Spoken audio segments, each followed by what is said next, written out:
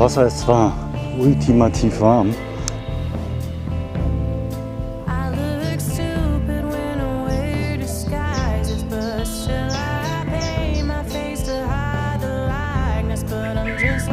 sie größer war, keine Ahnung.